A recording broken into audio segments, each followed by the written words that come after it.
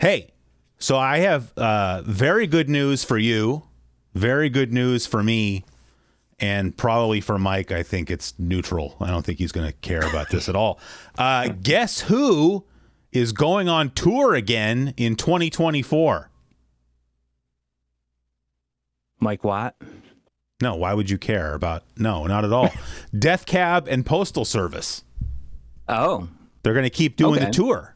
They announced a whole nother leg, and they're playing in Columbus. Oh, okay. So that's that's a reasonable. It's what, an hour and a half from you, ish. Yeah, I mean my in-laws live up there too. All right, well you don't have to brag. You just so we can go and leave the kids. Well, that's what in my head I was like, yeah, he's got to like ditch the kids somewhere, and then him and Dawn can go have a day. It's just a really good show, dude. Like, yeah. We're going to go again. They're going to play in Portland and Vancouver. We haven't decided which place we're going to go yet. Oh, wow. Those are both very nice cities to visit. Yeah. You know. That's it. I got nothing else to say about that. I just figured you'd probably be interested at least. I will go see them in Columbus for sure. You, Mike, you Death Cab at all? Postal Service? I don't know. What kind of music do you listen to there, Mike? I honestly haven't been listening to music for a very long time. It's actually kind of sad, and I have no idea who Death Cab is. All right, well, it's Death Cab. You're excited. Death Cab for cutie. You know, we just call him Death Cab for short. Understandable, though. Yeah. I mean, that was like actually like on my. I guess we should just like set it up really quick. What? This is episode 51. 51. Here's my question for you. Can you think of anything 51 related? I can't. 51. 51 is not a very interesting number. Right. Yeah. That's what I'm saying. It's like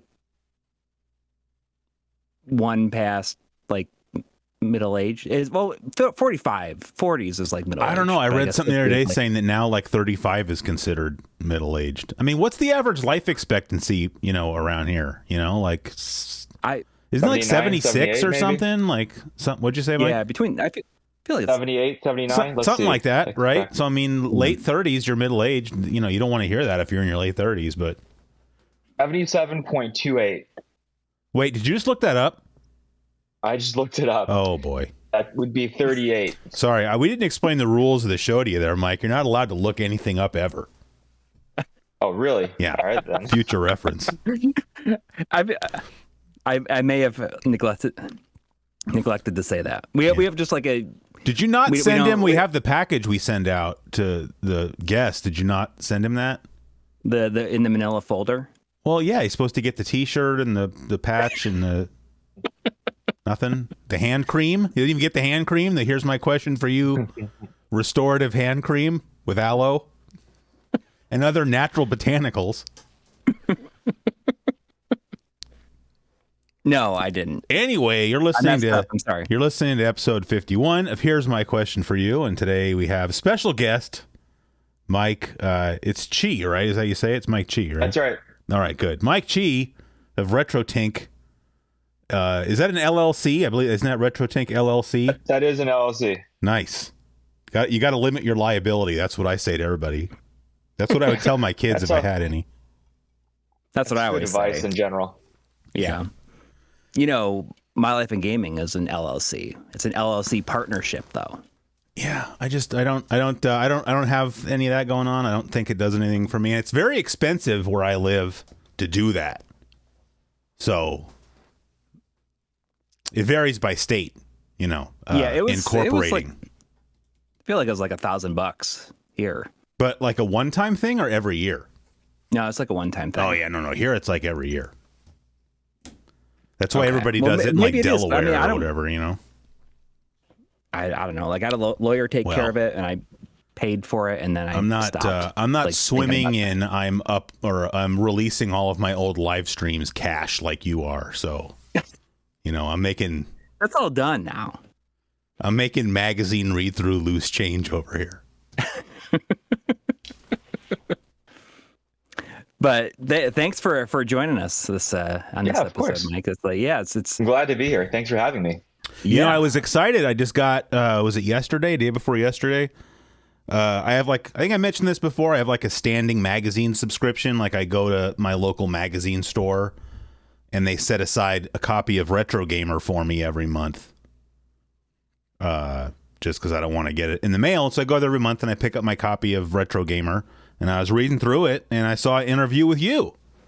So that was exciting. I didn't expect that. That was by Darren. Mm-hmm. Yeah. Yeah. Yeah. That's Darren. Cool. It's a UK publication, so I'm glad you could get it here. Yeah. Yeah. I think for a while there, the only place you could get it was Barnes and Noble. I think that's the only major place I know. I have a little independent magazine store that I go to that carries it. But if not for that, I agree with you. I think it's just Barnes. But our Barnes and Noble closed, so. Yeah, same. I was about to say, here. I haven't heard that name in a long time. Yeah, yeah. I got my brother a Barnes and Noble gift card for Christmas, and he's like, "Well, there's one around me." Yeah. It's 45 minutes away. How many do you need? Sorry. Yeah. I don't know. Hey, I saw a picture on the internet there the other day that made me kind of think of you, because you got your little library in front of your house. You know about little libraries, Mike? God. Oh yeah. So you open it and put books in. Exactly. There's a bunch of them. Exactly. Yeah, so Corey nice. here, Corey here is a good citizen of the world, and so he has a little library in front of his house. But I saw my wife built it. Yes. I saw somebody made a little library, but it's a little Blockbuster Video. So they built it. It's it's blue and yellow, and it looks like Blockbuster Video, and then it's stocked with videos. Dude, that's amazing. Yeah, yeah. It's That's really cool. DVDs and VHS tapes, I guess. Yeah, yeah. That's amazing. I think about doing do that now too. You should do that. Yeah, I could add another layer on it, or have it expand off to the side. Yeah, you could do an addition. All right, so you said you had a list. Well, I have I have some because I already blew through half my list. So. I just want to say What? Last night when I messaged both of you guys, I went to the doctor and got my my COVID shot and my flu shot, and man, it just wrecked me. I went to bed at 10 o'clock last night, but I still I woke up at 4 a.m. Yeah. Could not go back to sleep. But it was just I felt so strange. Yeah, I did the same horrible thing. I got both shots at the same time, and it was rough. You get them in man. the same arm? No, my wife did. I thought that was wait, no, that's backwards. Yes, my wife got one in each arm. I thought that was a rookie move. I got them both in the same. I got them both in my left arm because I'm right-handed. So I'm like, that arm's not really doing anything anyway. So just do what you got to do with it, Yeah. Well, I got them both on one arm, but because I had to go and get blood in the other arm immediately after. Why? It's just a yearly checkup, and I've been really you weren't feeling donating blood. You were getting blood drawn for medical reasons. Right, just my yearly checkup. But I was just feeling very fatigued all the time, and I had heard stuff about maybe it's an iron deficiency, and it turns out that it wasn't iron, but it was I have a vitamin D deficiency because you're in your basement all the time. In the basement all the time, yeah. And especially this time of year, where I can't even take the dog on a walk. Why? What happens? Well, it's usually just really cold. Oh, is there 3 feet of snow out there? No, it's just she's little and she gets really cold. It's crazy, man. It's where you live, it's either locusts or snow. Basically. Or what cicadas was it? Or snow. Cicadas. Sorry. Yeah. Mike, we had the 17-year cicadas. Cicadas little. Yeah, those big insects. Every 17 years they come out of the ground, and I hate bugs just in general, especially big bugs. And these big bugs are completely stupid, and they just fly at you, and they will just bounce off you all the time. That's gross. It's gross, and there's so many of them that you would not believe it. It gets so loud outside it lasts for 2 weeks, I think. You're just walking somewhere and you're just crunching because it's like the Temple of Doom, right? Basically, Indiana Jones and the Temple of Doom, except it's all the same bug. It's all the same bug, yeah. And thankfully, it's every 17 years. Yeah. Which to me is like every 17 years I'm going on a trip to Europe for a month or something. Like I'm not. You wouldn't have to set aside that much money every year for 17 years, and then like, oh, the cicadas are coming. Book the flight. We're going to Portugal to eat sardines for 3 weeks. But I just hate them, and it was not a very fun experience. I was inside most of the time because even just like going to the car, I had to like run because they just fly at you. But is it worse? Because Mythbusters did that thing, like walking in the rain versus running in the rain, and it's worse if you run. So maybe more cicadas are hitting you because they're flying at you, and then you're running at them, and you're just making it worse. Yeah, maybe. Yeah. Do they bite? No, they don't do anything. They're completely useless. They are completely useless, and all they just exist for that, like those 2 weeks to procreate. Are they edible? Ooh, good question. I bet they are. Yeah. You guys ever eaten crickets? Either one of you ever had crickets? I have.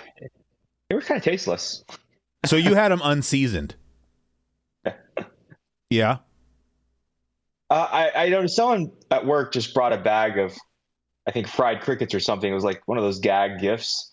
Ate them, and they were pretty tasteless. Yeah, I was at a party one time, and somebody brought I brought like toasted crickets, but they're not even like seasoned. They're just like they got some crickets and threw them in the toaster oven, like. That was it. I'm just saying, if there was like some nacho cheese to dip them in or something, at least that'd be, Were they big? They were. Have you never seen a cricket before? Yeah, they're tiny. They're pretty small. Yeah, it's not like eating a huge cockroach or a cicada or something. Well, maybe you should have eaten a whole handful at once. Maybe I should have. But like you're like jamming them in there like you're eating popcorn. Their exoskeletons or whatever they are get stuck in your teeth, though. It's not. I wouldn't want to do that. I also I didn't know if I had gone to the party and someone's like, oh hey, by the way, when you get to the party, someone's going to try to feed you some crickets. I could have been prepared for it, but it was just I'm just sitting there trying to enjoy my beer or whatever, and somebody comes by with some crickets. Just spring it on you. Well, and I don't want to seem all uptight because it was kind of like a hippie, bohemian kind of party, and so I don't want to be like the uptight guy who's like, no, I don't eat crickets, and so I'm like, oh yeah, of course, give me one of those crickets, Give me that cricket. Here, I gotta write that down. Right. I have to take notes, Mike, during the whole show so that I can write the description of the show afterwards. See, so crickets. I have to write crickets and cicadas. Oh, that's true. Cicadas. Yeah, I'm gonna write cricket / I don't even know how to spell cicada. Wasn't that a singer in the 90s? Wasn't there a guy called You're thinking of John Cicada. Yeah, that's who I'm thinking of. And some people call him John Cicada. Yeah, whatever. It's probably a regional thing, I could see if you're. I think that was Secada. I feel like if you're from Minnesota, you probably call him John Cicada. Oh, I just love that John Cicada. Don't you know? All right. Anyway, was that something on your list? I don't think it was. Yeah, it was. All right, crickets. So So I was driving the car, and knowing that Mike hasn't listened to music in a while, I'm sure that he is familiar with these songs, though. Maybe. You'd be surprised, but shoot. I had a thought because I got in the car and I was like, turn on the radio, and Madonna's "Like a Prayer" was playing, and I was like, I'm going to ask the guys tonight. I'm going to ask them all right, what are you going to pick? "Like a Prayer" or "Living on a Prayer"? The Bon Jovi song. Well, Madonna versus Bon Jovi. Mike's the guest, so I'm going to let him go first. I'm just going to go with Madonna just because I've probably heard that one before. The Bon Jovi one, I'm not sure. I might have, but it definitely doesn't ring a bell right now. Wow. Understandable. Yeah. If you heard it, you'd be like, oh, this song. I'm sure if I heard it, it would, but it just, of course, I mean, my brain's not really functional right now anyways, but the Madonna one, I know. The Bon Jovi one, no. It, like, just blank. You know, well, I'll just say, I mean, I can call up both songs in my head, but I would also go with the Madonna song. Yeah. You know, back when I used to make like notes of like things I wanted to do on the show, like back when I was more excited about this, you know, you were supposed to have your brother on the show. Right. And I told you I was going to have this activity for you guys to do, but then that never happened. So, and since you brought it up, I'm just going to, because it just reminded me of it. I wanted you and your brother to like write down from memory as many Madonna songs as you could think of, and then you would definitely beat me at and that. then also rank them. No, it's not a competition. It was like a group project. Like you could do it together. But you had to do it from memory. Like, how many Madonna songs can you come up with, and then you have to rank them. Yeah. I mean, we could still do that sometime. You can still do it. I'll start. How many do you want out of me? Madonna songs? We'll just write them down, and then you can do the list. I mean, I don't know. Well, let him do it then. Okay. I'll try. We'll just. You don't have to do it all right this second. Just like we'll at the end of the show, that's how we'll close the show. Is that way you have the entirety of the show to like, as more come to you, you can write them down, and then you can try to put them in ranked order. I remember that song was pretty controversial when it came out. Well, the video was, I think. Yeah. Because it portrayed a black Jesus. Yeah. On the cross, and it was, you know, for 1990. Yeah. I don't even know when that album. When that song came out. No I feel idea. it's like 91 or 92. I would have guessed earlier than that, but I don't really know. Yeah, I don't think it was 80s. I think it might have been 90. I don't know. But we're not going to look it up because we don't do that. All right. So this is something I thought about that I really wanted to ask Mike before. Like, I thought of this after I got everything set up and I was waiting for the call to start. All right. So as the developer of multiple products, video signal products. Is that a good way to say it? I don't know. Yeah, I think so.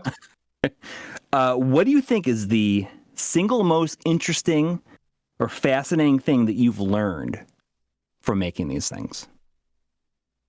What is the single most interesting or fascinating thing? If I recall correctly, you didn't know how to like program an FPGA until like last few years. I didn't really work with FPGAs until mid 2020. So it's been like, that's insane. 22.5 years. So it's like 2.5 years. That was his COVID thing. Like I was making bread and he was learning how to program FPGAs. It's been only 2.5 years or 3.5 years. I can't remember. Something like that. It's been either 2.5 or 3.5. Yeah. You know, I still think the most interesting thing that out of all this, this is something that I've been trying to figure. I've been interested in for a long time, and it goes before FPGAs. It's just how like these video signals work. If you look at the way that color, you know, we make fun of composite video. If you look at how composite video was developed, and this was people back in the 50s. I mean, it was pretty advanced stuff. And they had the foresight of saying, hey, we can jam this color signal onto a black and white one and still have backwards compatibility and build it in a way that, you know, people decades later will finally have the technology to properly decode. So, you know, they were doing something that was both backwards compatible and forwards compatible, like looking into the future. So I would say, you know, a lot of standards are shit, but NTSC, that standards committee, did a really nice job. And, you know, trying to learn how composite video worked when I was a kid kind of just started me down this whole path of learning engineering and all that stuff. So I still think that's still the most fascinating. Yeah, I feel like that a lot. Just about video in general. It's like, I can't believe people figured this out. You know, when I lived in New York City, I was always like, whenever I would like go away for a bit and come back, and you know, I was taking like a cab to like my house or to my apartment, and you see the city at a distance. Like, I can't believe like people made this and they figured it out and made it work.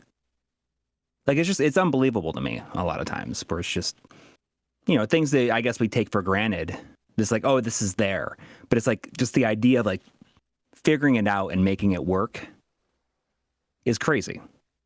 For sure. And I think it's going to get to the point where one day it's like, we can't build it. We don't know how. Right. Where, you know, there won't be anybody around that will like know about it anymore, maybe, I guess. Or you mean just like stuff that like people want to build? Or Just look in back. terms of knowing how it works, just that collective knowledge is gone. It's kind of like reminds me of every few weeks or months I see, hey, when are we going to start up a CRT factory? It's like, we can't, we don't know how. Yeah, exactly. And that's pretty crazy to me, that how quickly that knowledge was lost, honestly. I mean, like, it has to, like, within the last 20 years is when CRTs were stopped being manufactured. And that is not very long at all, considering how long they were around for. It's pretty insane. That's interesting that he brought up composite video, though, because you're all excited about composite video at the moment. Yeah. Well, I mean, it's like specifically because of the Tank 4K. I was like, oh, you know, like, and also when we were working on the analog duo video, I had to like a lot of the comparisons to real hardware that we did. I had to do it from, I have a Duo RX that's unmodded, and it's only composite. So I'm like, oh, I'm just going to use this for that. And it was very enjoyable. And Todd from RetroFrog like made those really good Super Graphics or PC Engine Super Graphics, TurboGrafx 16, and Genesis 2 composite cables. And I got them from Stone Age Gamer. I have them down here. I haven't used them yet, though. But I mean, are you going to start capturing with those? Well, what I was thinking about doing is doing like social posts. I saw somebody post something on Instagram, like on an Instagram reel. Yeah. And it's My Retro Life. Oh, yeah. Did it. Tyler, I believe, is his name. Tyler, yes.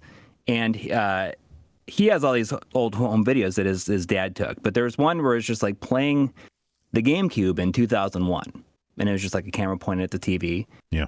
And I was like playing the Nintendo GameCube in 2024. And it's just me playing composite on a CRT. But it's in HD. I mean, like the video footage is in HD. Right. I just think it would be fun to do that kind of stuff. And very low effort. I'm all about the low effort, easy stuff. I mean, I like to think that I am, but then I never do it. Yeah. I'm like, oh, that sounds so easy. And I overthink it and I make it more complicated than I have to, I guess. Yeah. That's cool though. I mean, it's good to think about composite video and just like how it works, and it still like has a specific feel to it. I just never thought about it being backwards compatible. I guess I just assumed like you plug it into a black and white TV and it just. I never thought about why that works. I just figured like, well, it's just showing it without the color, but. I guess I'm too dumb to understand how that works anyway. Like, I don't understand how. Basically, it just piggyback. The color just is like a really fine grained noise on top of the black and white signal. And most of the TVs of that time were so crappy that they didn't have the resolution to display the raw color. Yeah. Encoding, anyways. So you plug it into a crappy black and white TV, and it looks smeary before. It's going to look smeary after.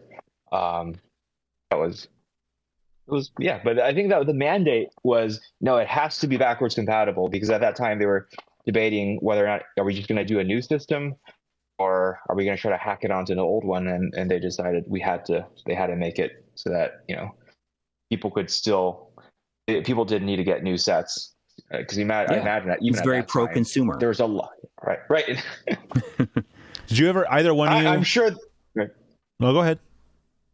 I was saying, I'm sure some of the businesses were like, no, we got to get new ones and start selling new gear.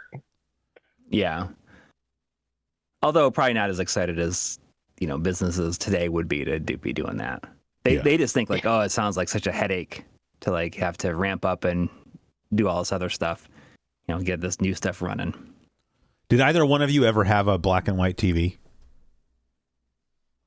I do not. No. Mm-hmm. Wow. That's what I had in my bedroom when I was a kid. I had a little tiny like plastic Zenith black and white TV. I used to watch the Super Mario Brothers Super Show on that thing and Teenage Mutant Ninja Turtles. Sometimes I'd plug my Nintendo into it. That's cool though. Do you have like a kind of a sort of like affinity for that look? Then do you ever just like put it playing black and white? I don't. I mean, I wish I still had that TV. To be honest with you, like that'd be pretty cool. I bet it'd look really good on camera. Yeah, I don't know when I would ever use that, but I mean, back then, having a TV in your room was not like a given. At least not at my socioeconomic level. So just to have a black and white TV in my room, I was very happy with that. Yeah. In fact, I was watching or trying to watch the World Series on that TV when the earthquake happened. The 89, what is that? The the San Francisco earthquake. When the piece of the bridge collapsed, right? Yep. It's funny because I just like heard something about that again, and I'd totally forgotten about it. And about how you can see it happen like during the broadcast, right? Yeah, because it was like during the like a pregame show, basically. That's cool. I mean, well, it's not cool at all, actually, but like it's interesting that it was captured. Yeah, I was in 7th grade when that happened. Yeah, so I guess I would have probably been in 5th grade, 5th or 6th, yeah. 5th, 5th grade, probably, yeah. How old are you, Mike? I'm 38. Okay. So I'm trying to think. What would I be? 19? Wouldn't have gone to school yet. Yeah, I was 12, so you would have been like 4. Yeah. Yeah.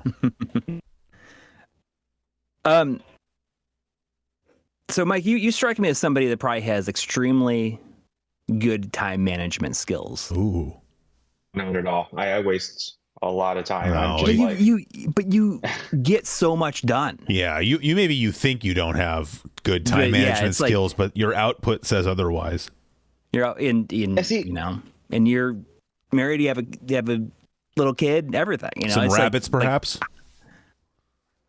What's that? I don't know. I kind of like try to figure it out. And maybe I'm overthinking this, but like if you think about how people used to live, it's like bursts of productivity. It's like you've got months of doing nothing, then you've got to harvest, then you've got to like hide out during the winter, and then you've got to plant. Right. It's kind of how I work. It's like I'll just go for a long period of time where I'm just like blocked, and then all of a sudden I just have bursts of like where I'm actually able to do stuff, and then I'm suddenly back to just like I just wait until the next sprint, whenever that can or happen.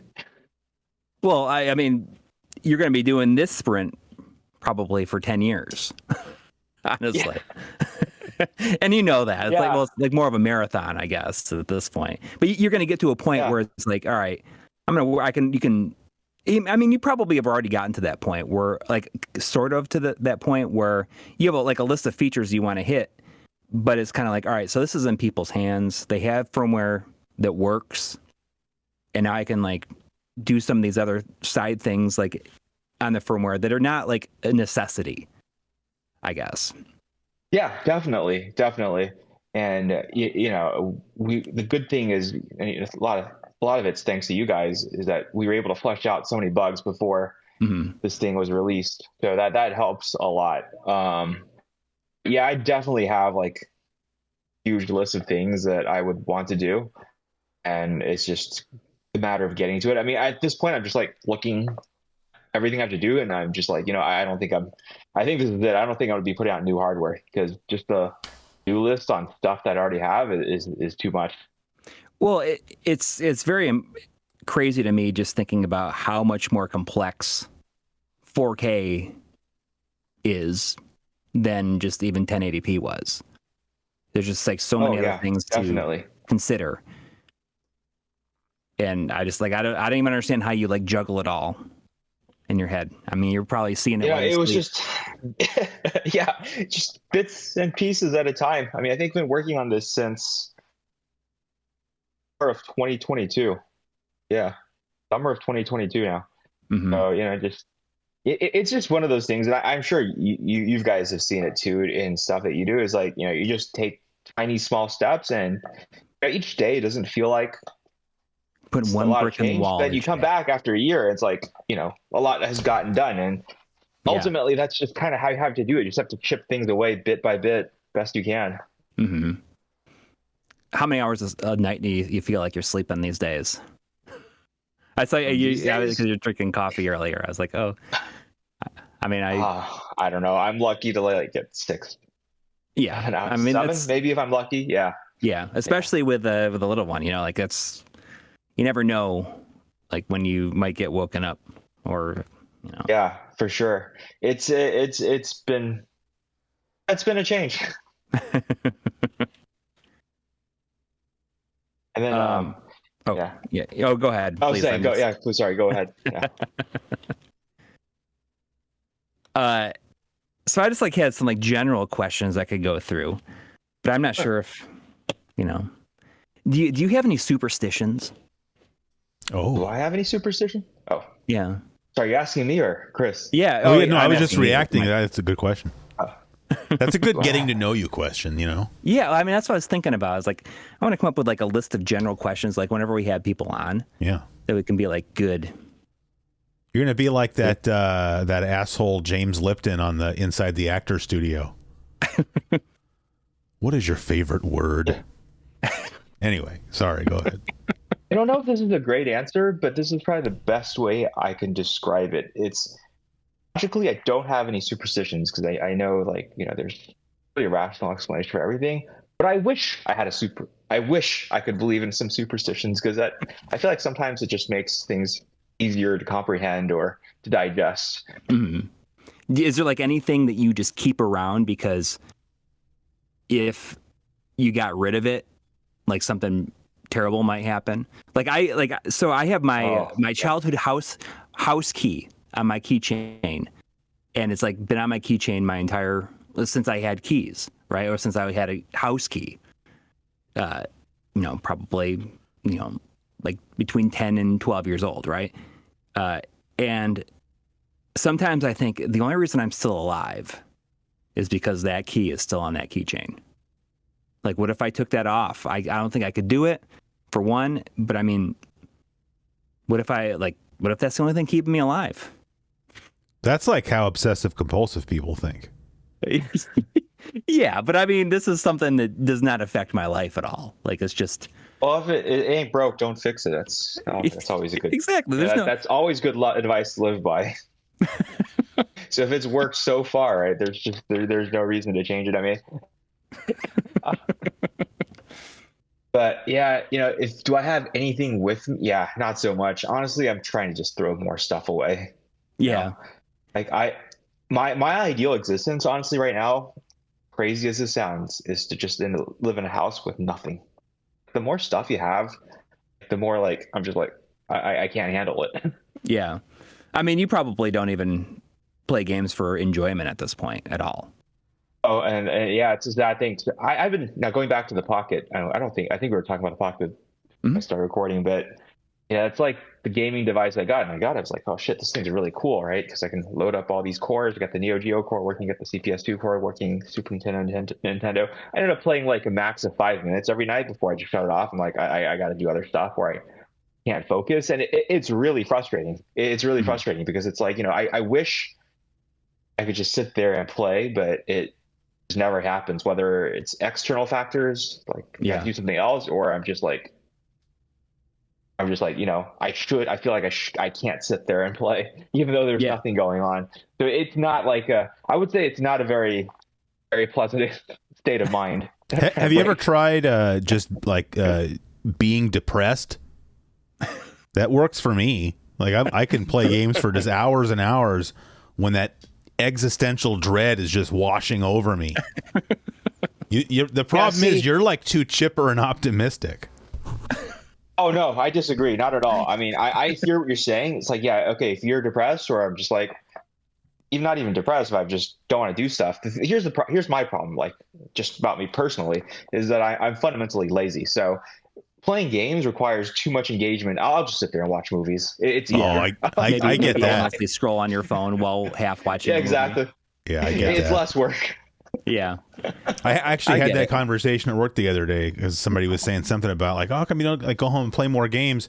I'm like, well, because that requires that I sit upright in order to do it. You know, like you gotta get a recline. Yeah, I mean, I can watch a football game laying down. You know.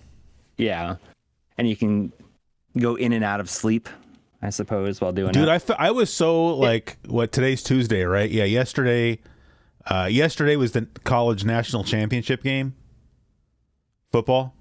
Mm-hmm. Yeah, and I was so excited to go home and watch that for various reasons. And you know, I go home and I was like, oh, I'm gonna get some chips, I get some beer, and I'm gonna watch the game. And I literally fell asleep watching the game.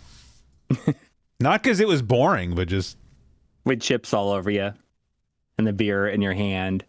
Well, slowly leaking out onto the floor. Not quite, but I felt I woke up during life of being old. That's what it is. It's just old age. Yeah. I'm just curious. When did you guys feel like, oh shit, I'm like old and tired all the time? For me, it's been the last few years. Yeah. For me, it's definitely been the last few years, but it's, you know, it changes from day to day. I think that the thing that makes me feel old is my rapid weight gain in the last 2 years. That's the thing that makes me feel older than anything. You look the same to me. I don't know what you're talking about. Dude, I don't know. That was the thing. I was dreading going to the doctor yesterday because like, oh my God, I got to get on that scale. Yeah. I got to see that number. And that is. But you were wearing all your clothes. That's just tell yourself like, well, I have my shoes on. Well, I always take off my jacket, you know, like, yeah. I'm like, oh, you know, I don't, I would like it to appear as light as make me appear as light as possible. Yeah. And it's just like, oh my God. And not only that, but it's, you know, this time after the holidays. Oh yeah. Where like, you know, any kind of, like inhibitors were off. Yeah. And it's like, oh my God, I just feel like complete trash. I mean, we were able to get most of the candy and candy and the baked goods out of the house as quickly as possible. You know, eat it or give it away. Yeah. Because my wife works in an office, and like everybody has to give everybody else like junk food. So she comes home with like, you know, 8 or 9 things that somebody gave her. You know, and it's all delicious, but it's all extremely horrible for you. And like, you know, some people have, you know, kids and whatnot, so at least you can spread the calories out more. But it's just the two of us, so there's nobody else to give it to. Yeah, that's how it is here. You know, my kids got Lindor chocolates. You know, like they're like the ball, and they have and they have like the melted, like the softer chocolate inside. Yeah, there's a truffle, I believe. Yeah. And, you know, like every time I'm up there, I'm like, oh, can I have one of these? Yeah. And they are very hard edged with me now. They're like, no, you can't have any of this stuff. Yeah. And it depends on how badly I want it. Sometimes I get like annoyed. It's like, dude, I give you guys everything. If you guys ask me for anything, it's like, I am like obligated to give it to you. Yeah. But then they're just like, I don't want it. And this year they even took their Halloween candy and like hid it in their room, because the thing is like when they get Halloween candy, it like would be in the kitchen, and like the kids are at school. Yeah. And like back when my wife was working at home, both of us would be like, oh, you know, just having them, and it would slowly deplete.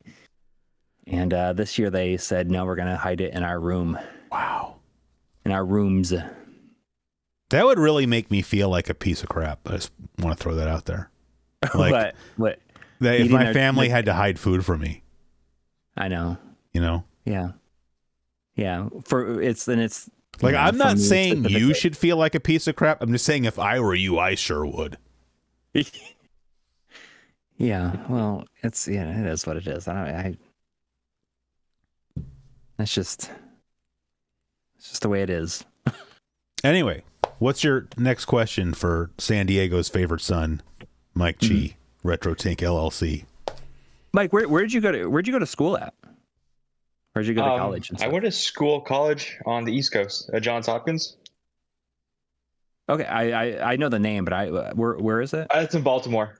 Oh, okay. That's cool. That's cool. So did you like kind of, you grew up around there or close to there? Or... I'm from Dallas, Texas. Oh, wow. Okay. Yeah, I just went to school there. That was okay. It's an interesting experience, but so did you go back?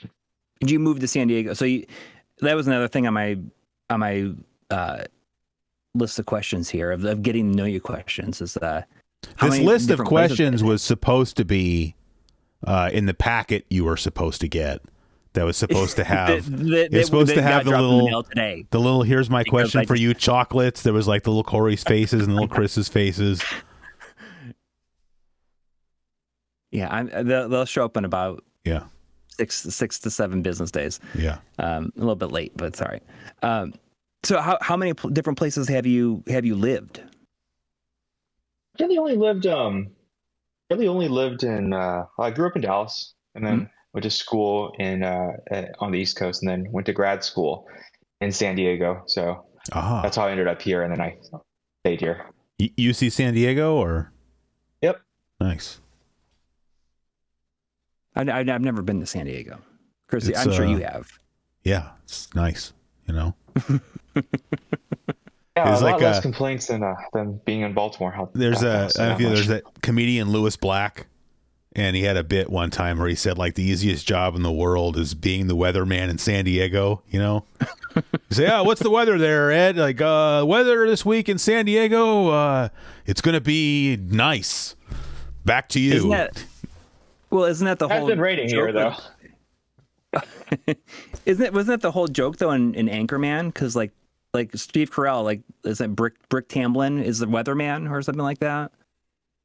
Isn't he the weatherman? I haven't seen the movie in a long time. He is an idiot. I remember that. Yes, he was an idiot. Yeah. Yeah. I feel like he was the weatherman, but maybe not. But like that's the whole point is that it's always nice there. So yeah. I mean, up until like a couple of years ago, I'd only been to Los Angeles, like when I was like in like 8th grade or something like that. Well, you should definitely visit San Diego. It's nice. And then you can go see Mike. Yeah. For sure. Mike, what was the first car you had? First car I had was a piece of shit Honda Accord. Now you're going to get me to rambling. No. That's the point of the show, man. Yeah, ramble, please. The first car I had was a piece of shit 1993 Honda Accord, and I don't know if you're asking me this because you want to fish for information for like those password unlocks, but here it is. No. I think it's fun. Social engineering. No, I'm just kidding. But it's like it's just all of a sudden because it rings with like if you ask someone and this obviously happens, right? You just keep asking people these personal questions, you can pretty much unlock their passwords. But yeah, it's a not piece if you of shit use Honda one Accord. password. Or use the program one password and have it randomly generate passwords every time, like I do. Yeah, Corey's Twitter password is Lindor Truffle Monster. But yeah, it's a piece of shit Honda Accord. Was glad to be rid of it. But the second car I had was a 1999 white Lexus SC300. I love that car. It was stolen in Baltimore, which just goes against my list of grievances about being out there. But yeah, a few years ago, I found another one in great condition. Another 99 white, looked exactly the same, and it only had like 80,000 miles, which was insane. Sure wasn't the same one? Yeah. You sure the VIN number wasn't scratched off? Or it was most certainly not the same one. It was close. But then that one started breaking down, so I had to get rid of it. I drove it to like 200,000 miles, and then it started breaking down really badly, and my dad just me clean up, and then one day a tow truck came. It's like, hey, I got rid of your car. I'm like, all right, I guess that's the end of that car. What does it feel like? I like to have a car stolen. I can't even imagine how angry. I mean, I've had a bike stolen. I know how bad that is. Yeah. And that's got to be nothing compared to having a car stolen. Pretty angry, pretty helpless. Pretty frustrated, especially if you're a kid, and that's like, okay, if someone stole my car today, I'm like, wait, whatever, right? I got so many other things going on. It's like, just get it, right? But if you're a kid and that's like your one possession that it's like, hey, shit, that it was not a good feeling. Yeah, I can't even imagine what it would be like. I'm going through the list kind of rapidly, but it's all right though. So I mean, Crystal enjoy this one because I think that it's kind of like what he's into right now. Have you like what are some of the self-made home improvements that you're most proud of? I'm ashamed to say I have like zero handyman skills. Can't. That's okay. Yeah, I'm trying to think. What have I done around here that I'm actually proud of? I don't know if this counts, but I recapped my fridge. That was the one dude, like home I improvement. can't. I mean, home I wouldn't. thing. I wouldn't even do that. So I'm impressed. Yeah, so we have one of these really tall fridges that like are oversized, so it's really hard to get a replacement that fits into the exact same thing. It came with the house, and then the fridge just broke down, and the repair guy was like, we have no idea how to fix it, and then we think there's something wrong with the motherboard. Like, all right, fine.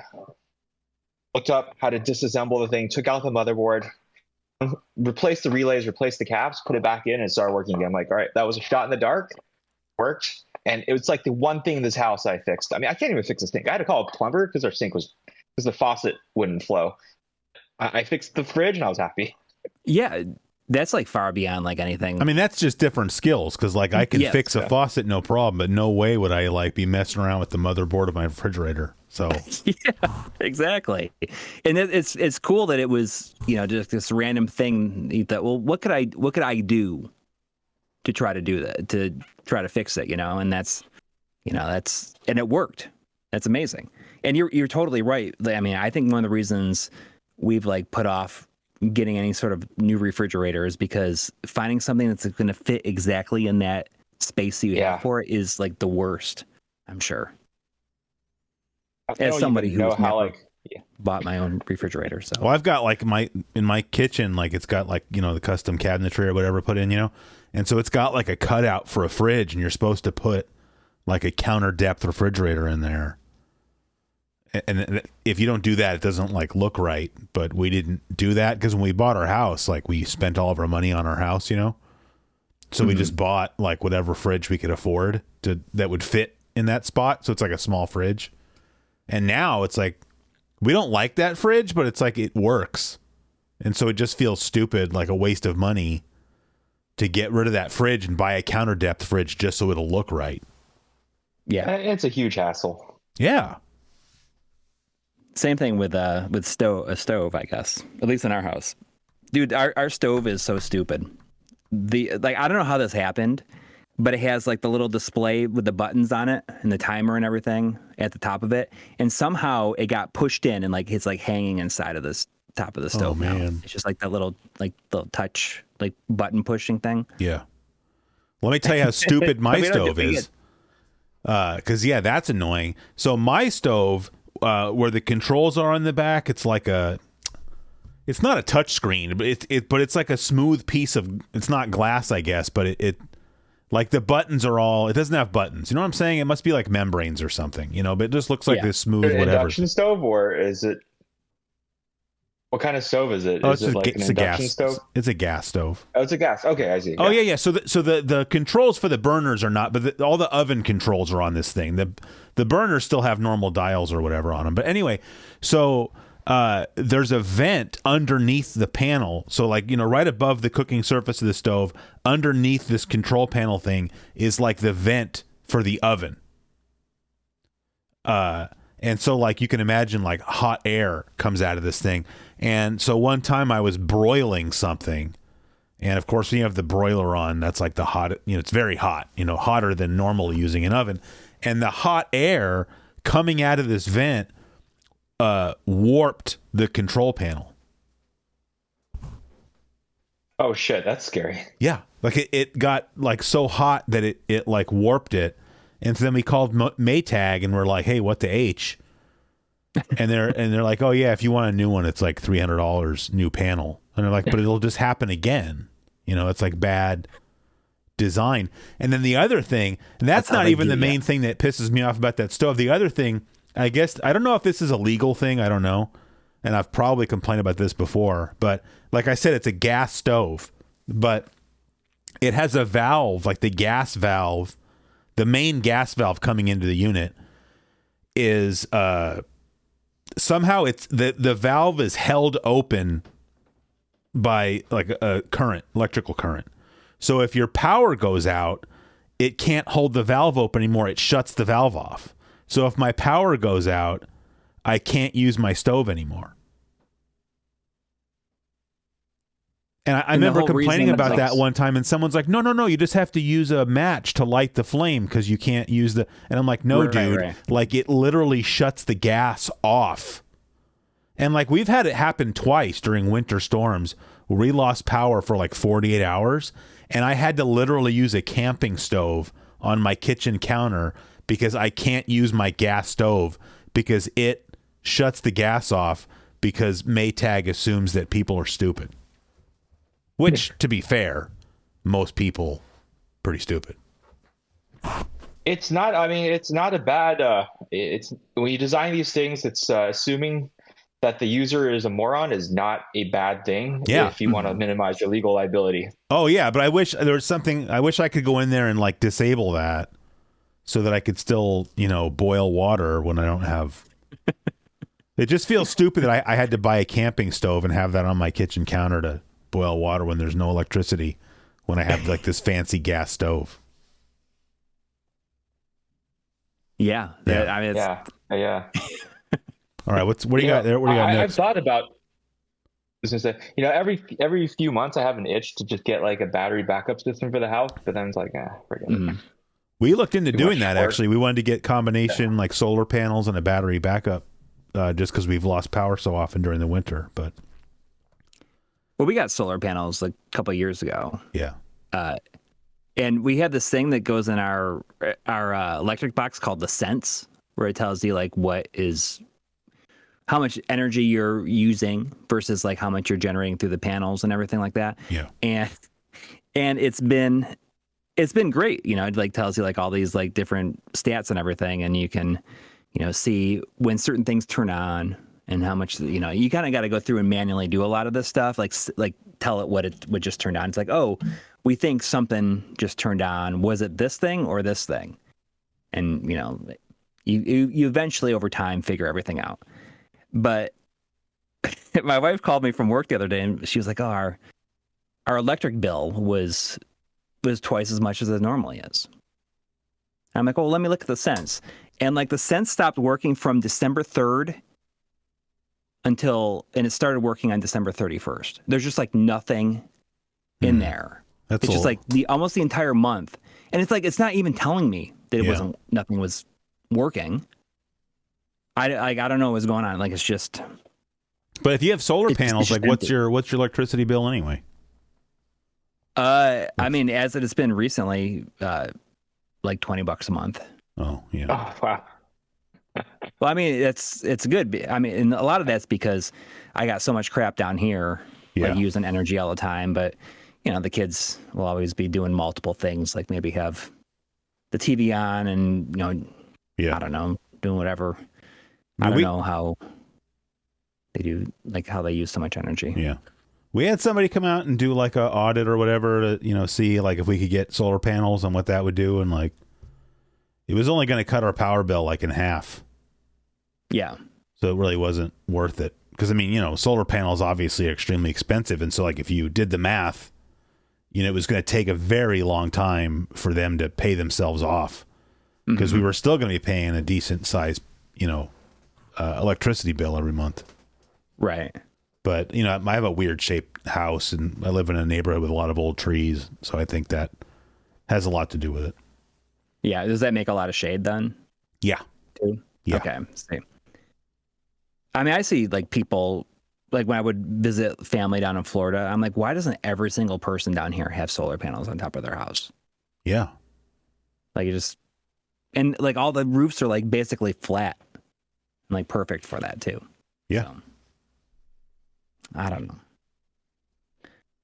Here's something I wrote down because I decided this year that I'm going to attempt to read 2 of these.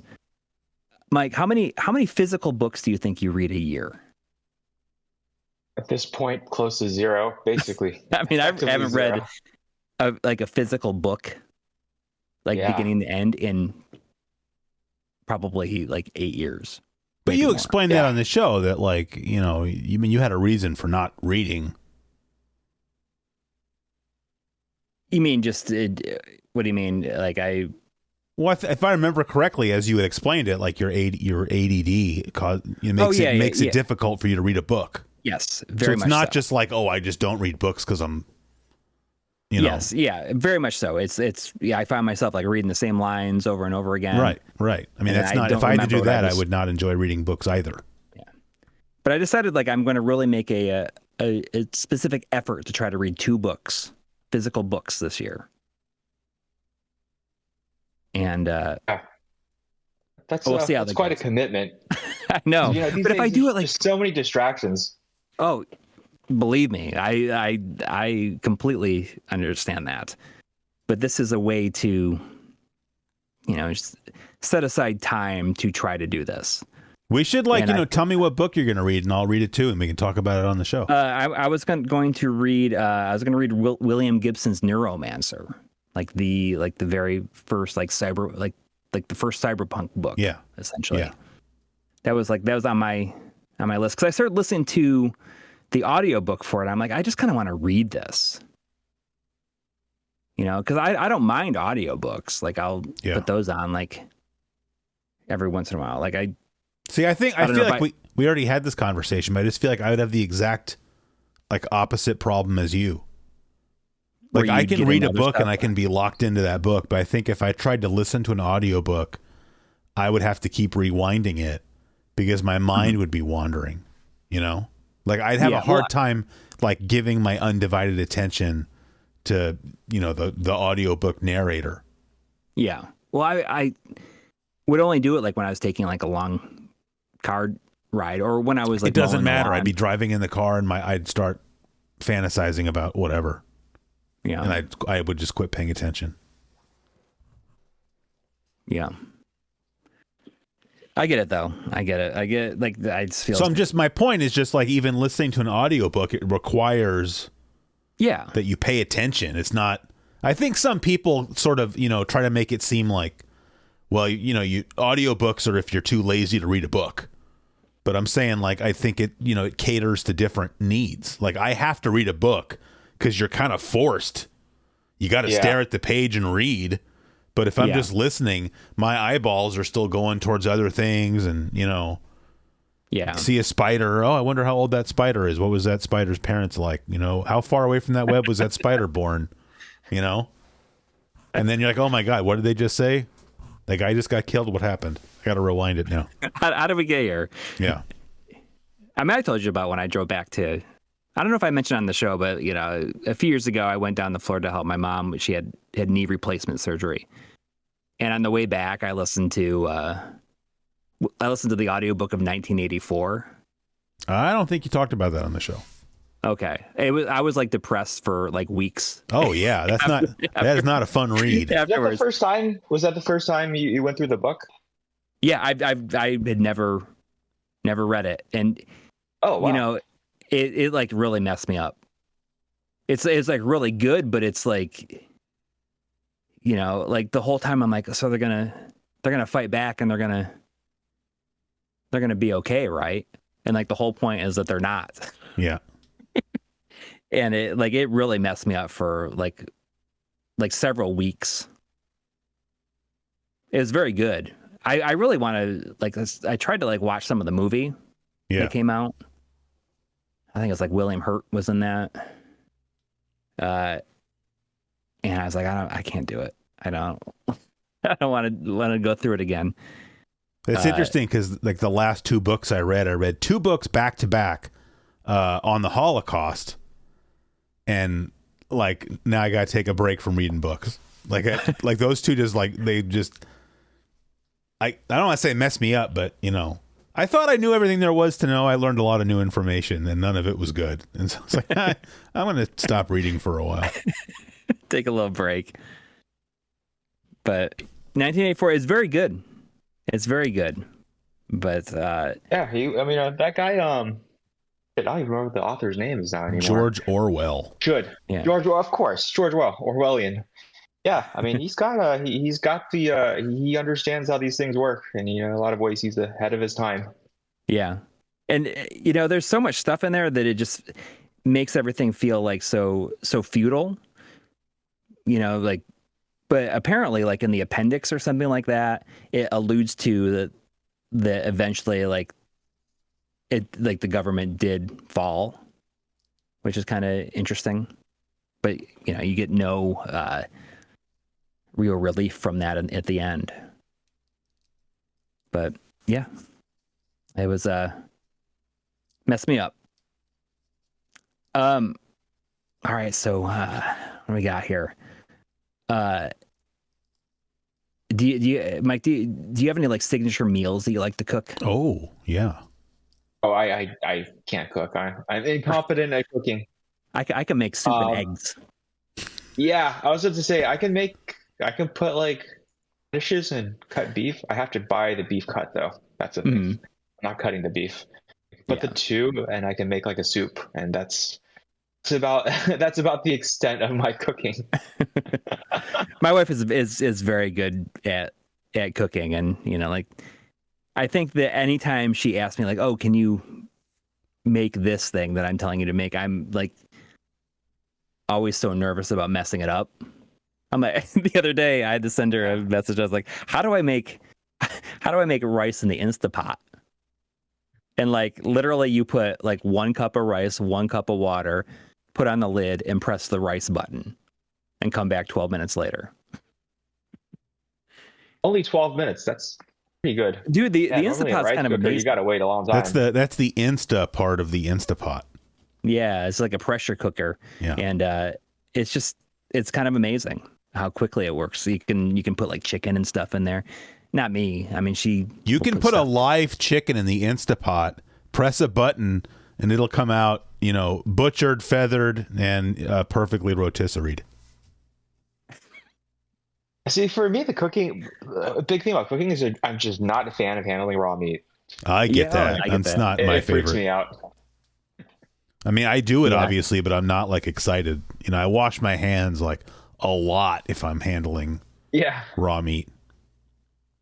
Yeah. I don't know. I'm just afraid of messing it up. But that's, I mean, you got to learn. You're gonna mess it up sometimes, and then you get, and better. I guess like I'm always worried about. Well, I'm not worried, but I'm like, it's so much effort to cook, and then it's like gone so fast. Yep. Yeah. Absolutely. Like you spend 1-2 hours making it, and you're like done in 10 minutes, and then you got to clean up now. Yeah. Well, first of all, you should clean while you're cooking, and second of all, make lots of food so you have leftovers. Yeah. I mean, that's like how make somebody a big who pot cooks a of lot soup, would think about it. Well, that's what I do. Somebody who knows how to make bread is going to make a lot of bread. Well, I'm not sure my bread skills are that good, but it was just the thing to do during COVID, Yeah. My favorite thing. This is why. Oh, go ahead. You can. I was gonna say, I mean, this is the one thing I liked about traveling to like Europe or Asia and a lot of the places. It's like just go downstairs and it's so easy to get food. You don't have to worry about it, and it wasn't terribly expensive. Oh, just like street meat type stuff. Yeah, or just even like restaurants. They're just easy to buy food.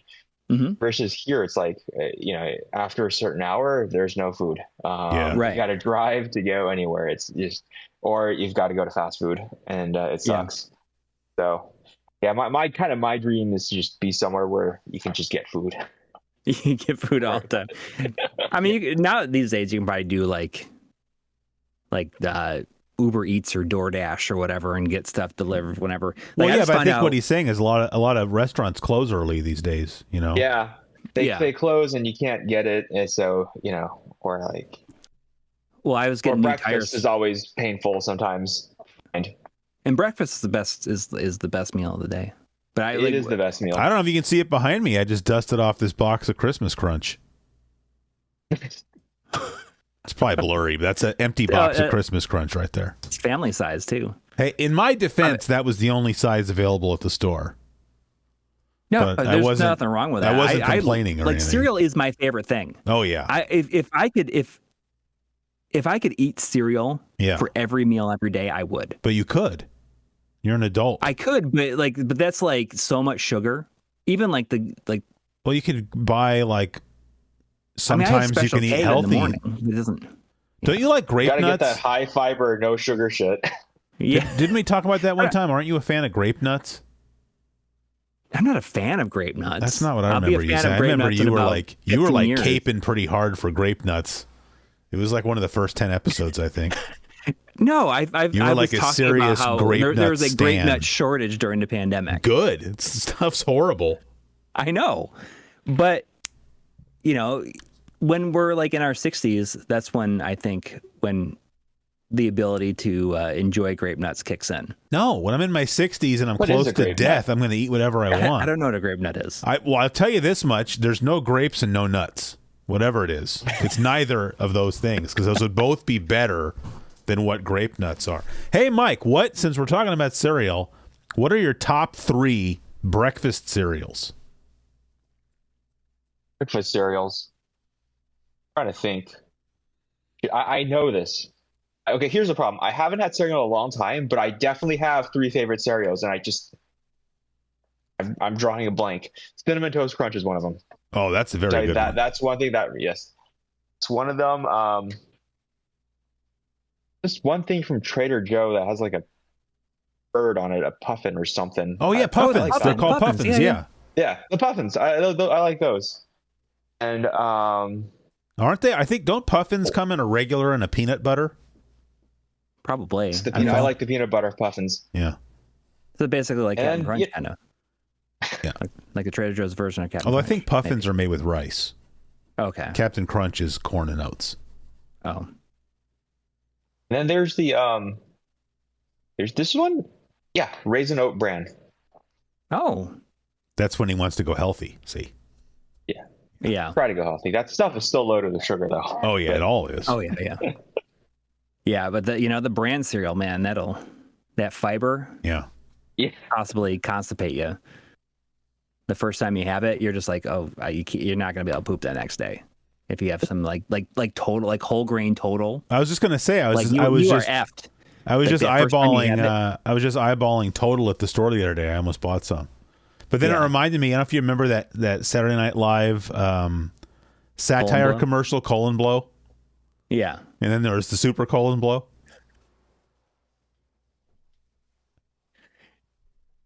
You're definitely not like if you haven't had like whole grain Total in a while and you have it, like you're definitely going to be constipated for like at least 3 days probably. Oh, it's going to bind you up, you're saying? Yeah. Oh, yeah. Oh, I thought I was going to do the opposite. Dude, I could not. I couldn't use the have a BM for multiple days after having whole grain Total. I kind of swore off. Corey's getting bashful now. A BM, yeah.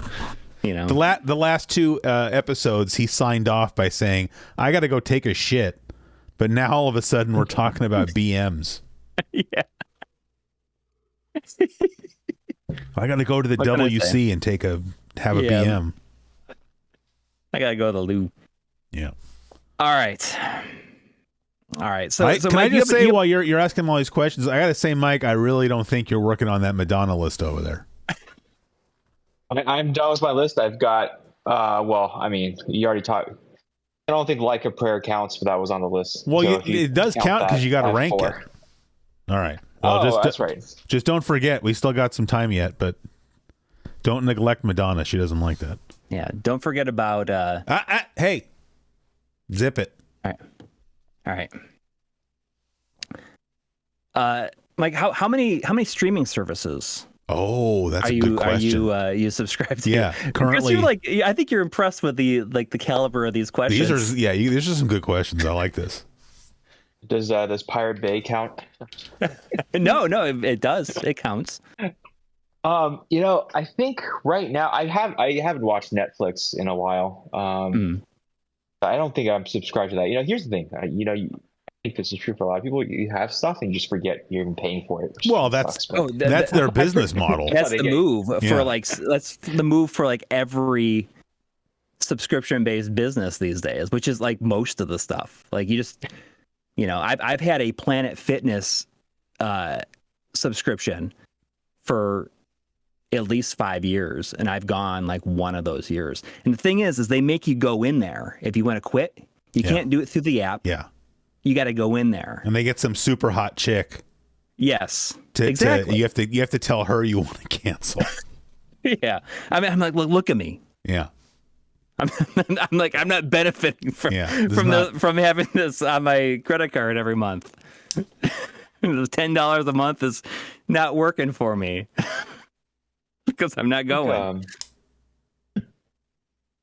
I think. While he's thinking there, what's that big pink box, Corey? Is that Lethal Enforcers? Which one? Like two shelving units in, there's a big pink box between two lights. No, this right here? No, the next shelf over. It's big and it's pink. What? This one? Yeah. That's the cruising rhythm. What is it? Rhythm, is it Rhythm Tengoku? I don't know what that is. Special mix. All right, whatever. It's a shooter. All right, put it back. I'm sorry I asked. It's big and pink. Yeah. You can play as a pig in it. All right. Anyway, Mike, streaming services. My very anticlimactic answer. I think I'm subscribed to Hulu and Apple TV, although I have not used either in a while now.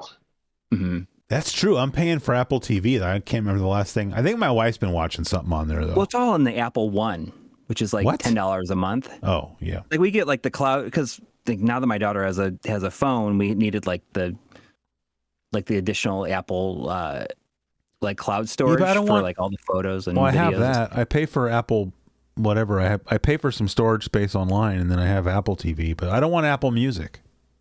Oh, well, because I've already got. I'm already all set for that. Yeah. I was just watching Apple TV. Yeah, what are you watching? Ted Lasso. No, I've already watched that. No, they had the cheapest price on Shin Godzilla. Oh. So I watched. My son. My son is like he's 8, right? So we went and saw that new Godzilla -1. Yeah. In the theater. What does that mean? I don't know. It's like the minus something is like a post World War II Japan term. I don't know exactly what it means. All right. But it was great, and I told him going in, like, it's in Japanese and it's all subtitled. So like he can read. He's a good reader. But I think that he's never been in a position where he needed to like read and follow things happening on screen. Yeah. And he like loved it. Oh, he's like great. He's like following the plot so much better than he does when there's no subtitles and it's like in English. Like it's because of what I was just saying about audiobooks. It makes you pay attention. Like, I have to read. I have to stay locked in. So he's like way into this now, and I'm like, okay, so we can watch these other ones that are subtitled. And we watched Shin Godzilla. He's been watching some of the old ones. Mike, do you like Godzilla? Did you ever watch Godzilla movies? Godzilla? Not so much. Understandable. I mean, in terms of the big monster, the big thing, I might have been more of a King Kong guy. Oh, okay. Okay. Those new ones are pretty good too. Like the Kong versus Godzilla is pretty good. What was the last? What was the Godzilla movie that came out? Like, was that like in the 90s or something? It had Ferris Bueller in it. Oh, that's the one with It had a what's that guy's name? Matthew something. Matthew Broderick. Thank you. Yes. There you go. He was in it, and that was like the follow up to the guy who made Independence Day. Didn't that have a good sound? I don't think I saw that. I don't think I even saw that movie, but I seem to remember it having a good soundtrack. They had didn't it have like 9 Inch Nails on it or something? No, it had like the Green Day song. Oh, that's not Brain Stew. okay. That's not and it really had selling it to me. The Puff Daddy song that Okay, that's nuts. that sampled the Led Zeppelin song. Oh, yeah. I remember they did that on Saturday Night Live. Oh yeah, They had like the musical guest was Puff Daddy, but then he had Jimmy Page come out and play that. He played the guitar while Puff Daddy was P Diddy. I don't remember what his name was at that time, Diddy. but rapping. It's pretty cool. Yeah. So here's something I had written down. I'm not sure if as someone who has a device, and like makes a device that has a lot of firmware updates. Mm-hmm. Do you like to update your own stuff? Like, when new updates come out. Yeah, like how on the ball are you with like updating your firmware on things? Pretty much everything I buy is running the stock firmware. Like, yeah, I get that. SNES was running the firmware that it came on. You use it until it doesn't do what you need it to do. And be like, oh, I wonder if exactly. I can pretty much say I will never update anything ever. In fact, I'm actively shutting down the Windows update. It's like, nope. Well, if you're on Windows 10, aren't they stopping? They're stopping updates here, like sometime soon. At least that's what they say. Yeah. I feel like that's not going to actually come to pass. I'll say though, I updated the Analog Pocket firmware. Yeah, that was motivated. 2.0, right? That was actually motivated to do it, so I did it. What would you say is your least favorite part about running a business?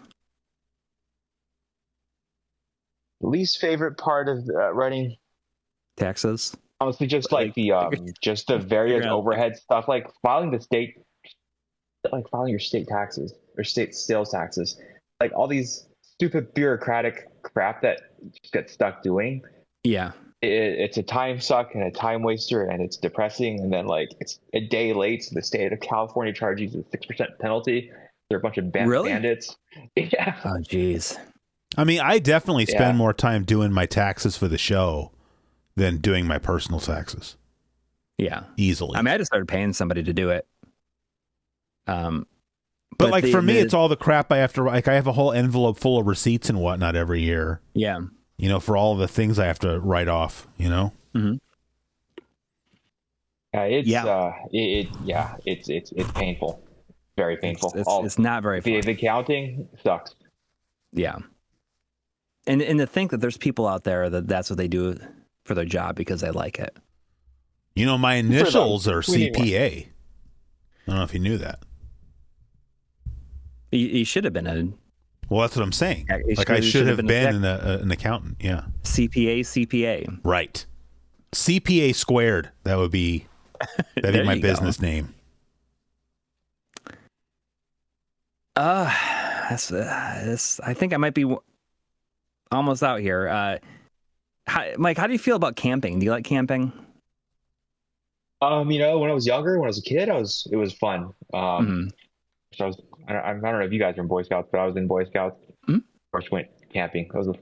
That was a lot of fun, cooking out in the open. Mm-hmm. I don't really enjoy it anymore at this age. It's like I'm going to go somewhere where there's no running water, no toilet, no shower, and I'm going to be cold. No thanks. Same thing with fishing. I really used to enjoy fishing when I was a kid. I'd actually go camp my kit and I'd go walk by myself to the creek and catch a little bluegill. But you ever catch any crayfish? Get older, it's like, yeah, that was fun. But as you get older, it's like, I'm gonna go and it's cold and wet. I have to touch slimy fish, and it's like, no thanks. I'm gonna stay home. It's kind of sad though, because you really lose the enjoyment for a lot of these things. It sucks. Yeah, I don't know, man. I love going like hiking and being out in nature, but like when it's time to like eat and lay down, like I want a kitchen and a warm bed. Yeah. Right. So, I mean, hiking really for a few hours, sure, right? But I need to come home and take a shower. Yeah, right. Yeah. Yeah. I mean, there's been times where we've gone camping and, we stay someplace Like we might camp outside in a tent, but it has like a place with a bathroom and showers. And I'm okay with that for like one night. Yeah, one night, right? Yeah. Because I know I can shower when I get home. But yeah, I mean, I don't know. Like I feel like especially if you like go swimming in like a pond or something like that, you just feel like filthy. I mean, I hate I going can't swimming in, imagine like, getting into a ponds and pond. stuff with like fish. I would never like- go swimming in a pond. You're crazy. Dude, I used to do it all the time when I was little, but now it's just like, oh my God, I can't believe that. I just would imagine like things just getting into like every orifice. I don't want to be more graphic than that, but I just feel like I would just be convinced that I had like scabies in my In your eyebrows. No, that's not what I was going to say. You're literally, you're exposing all your body parts to all these little microorganisms. Yes. Yeah. Yes. Although we might be doing that anyways, like drinking bottled water, apparently. And that's what they were saying today is like bottled water has like tiny little microbes of plastic in it that we're like ingesting every time we. Sure. Yeah. I can believe We that. did a huge study at my job, like looking at we bought all these different kinds of bottled waters and analyzed them, and it's crazy some of the stuff, just chemical wise that's in the water. Just like it like Aquafina or something like Yeah, that. yeah, just all that Aquafina, Arrowhead, like all just whatever bottled water. Go to the store and just buy like every kind of bottled water you can, and then just ran them through our fancy instruments and whatnot, and some gnarly stuff. Just because it's bottled doesn't automatically mean that it's okay for you, or at least not better for you than just like drinking out of the tap, which I think a lot of them, that's exactly what it is. They tap water and bottle it. Yeah. Yeah. But bottled water, I mean, I don't know. I feel like tap water might be like less bad for you. Although there's just like lots of other chemicals and stuff in it. I don't know. Well, I mean, having water sitting in a plastic bottle for a long time at various temperatures is definitely going to cause its own problems, But you can say the same thing about tap water. It depends on like what kind of pipes it's been going through.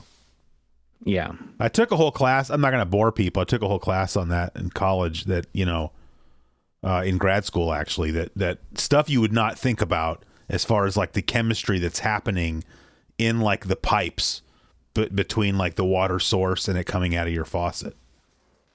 Is that the class that someone said, oh, you're going to hate it?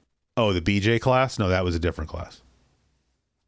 The what class? The BJ class. I told you that was the class where that weird chick told my wife that she was going to have to give me lots of bee-jibbers to keep me in a good mood because that class was so horrible. Oh, okay. Yeah. Was it that class? No, it was a different class. Actually, this class I did hate. The class she was talking about I liked a lot. The water in the pipes class was pretty awful. Okay. Yeah. But do you remember anything from it? Which one? The water in the pipes. Well, yeah, I just told you. Yeah. Yeah. No, it's like one of those classes you had to do all these calculations, and I never really understood it quite right. I understood it well enough to get a B, at least, but that's about it.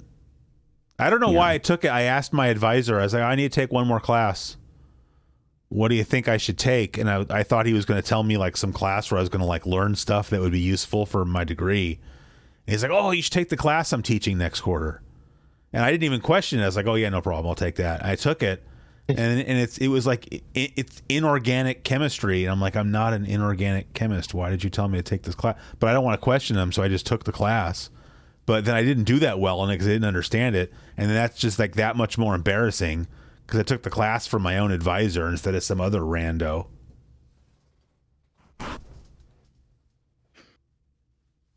And you're still pissed off about it.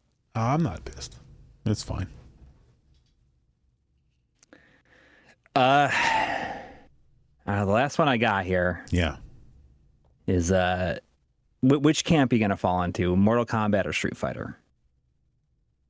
Oh, definitely Street Fighter. Oh, thank goodness. Mortal Kombat, I think, was like, Had I don't know how to like best one real describe good it. I game. mean, I thought it was like it was obviously edgier and it Yeah. got some like more attention, right?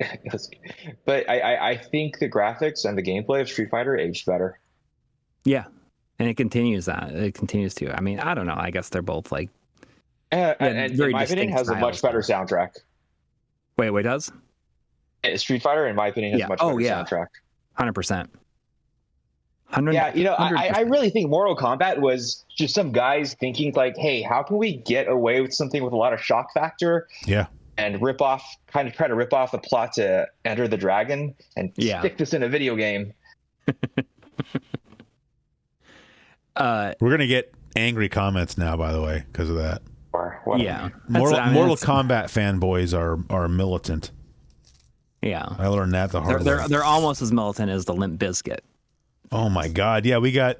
I don't know. I mean, well, we should ask. I don't know. Maybe Mike is a huge Limp Bizkit fan, but for a while we were going on a roll every show. Seemingly, We were rolling. we were rolling, making fun of Limp Bizkit, and somebody finally got really mad at us in the comment section because we sounded like West Coast elitists, according to this individual.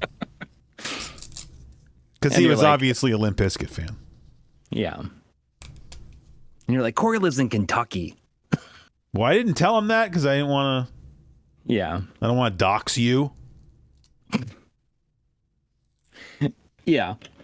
I appreciate that. Yeah. That's all. Those are all like the general questions I had. I mean, the only other things that I guess we haven't like talked about is like, I don't know.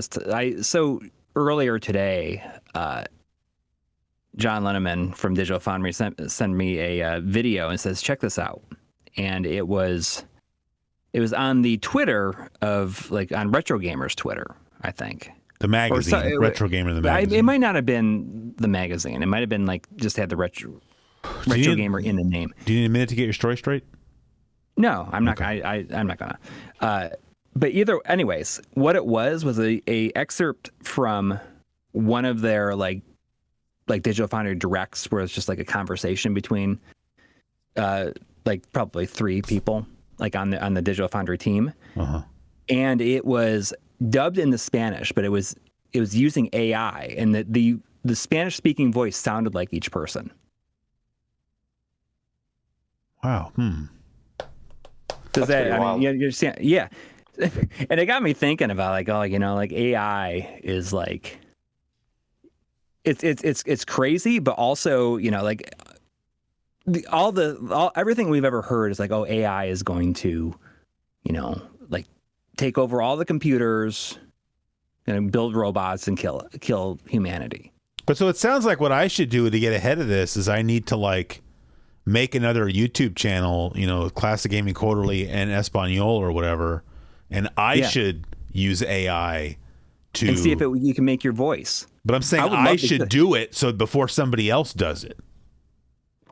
Yeah, you should. But I was thinking, you know, I was like, I think the real play for the machines is going to be just to like generate stuff like that and turn humans against each other and have them do all the work for them.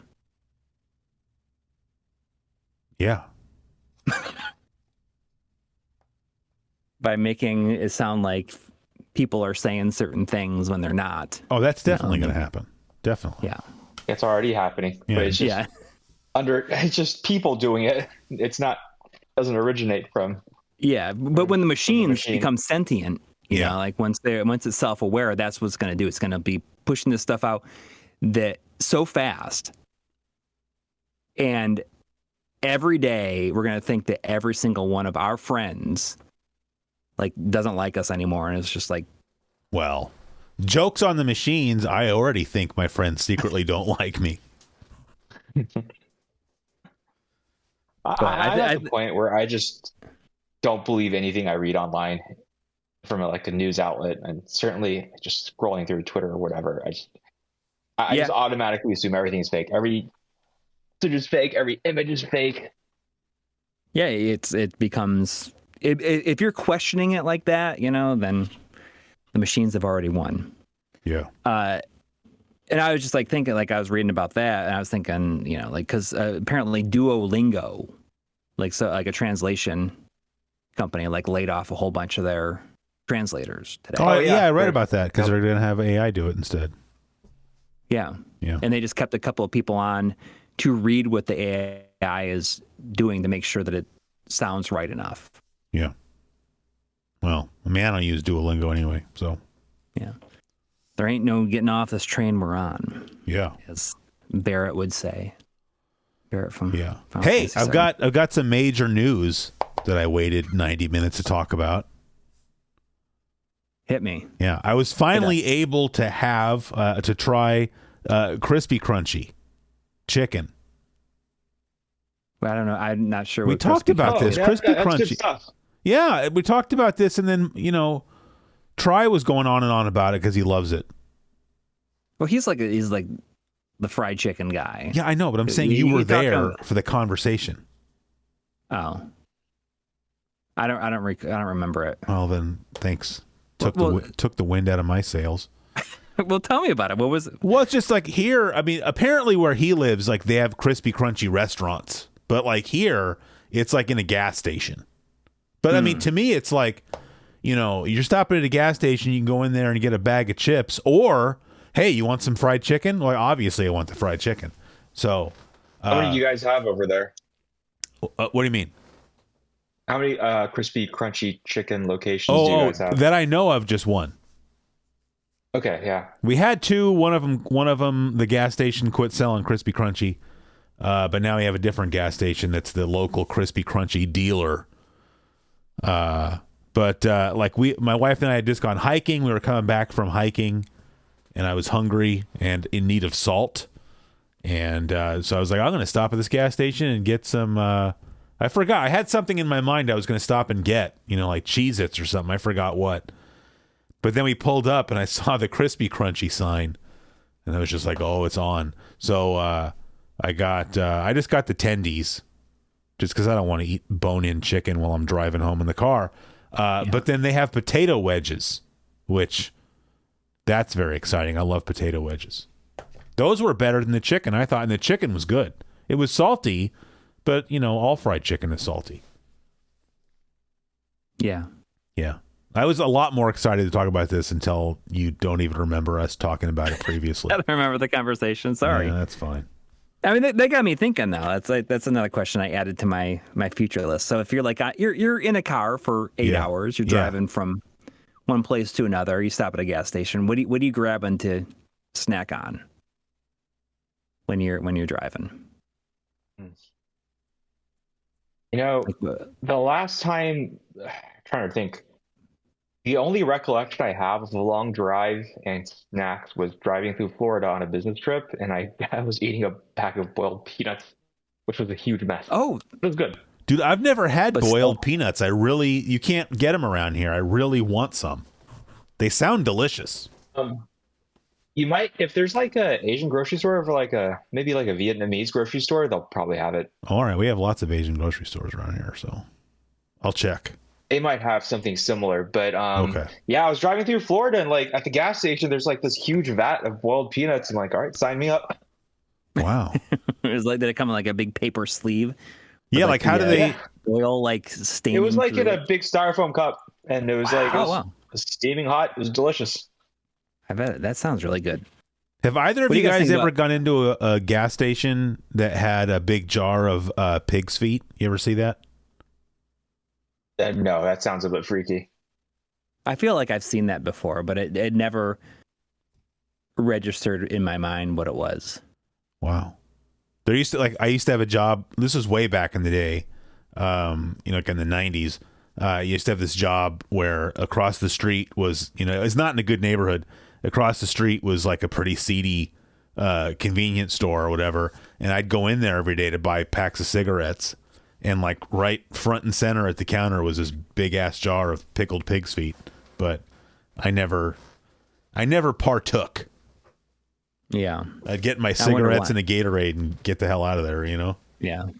Maybe a vitamin water instead if they don't have any Gatorade. Vitamin water or Gatorade? What are you gonna get every Me? time? Oh, every time. 10 out of 10 times I'm getting Gatorade. Yeah. Vitamin Do you water have a sucks. problem with vitamin water? You know what I think My is the problem is stupidest that it product in sucks. the world? What do you think is what? One of the stupidest products in the world. What is the stupidest product in the world according to Corey? Smart water.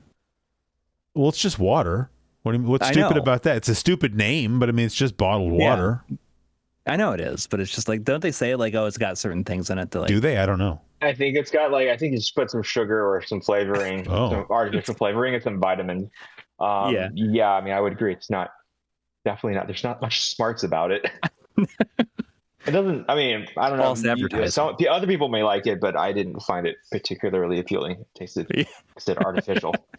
I was doing the New York Times crossword puzzle the other day, and one of the clues or whatever, it was like beverage with a lizard logo or something like that.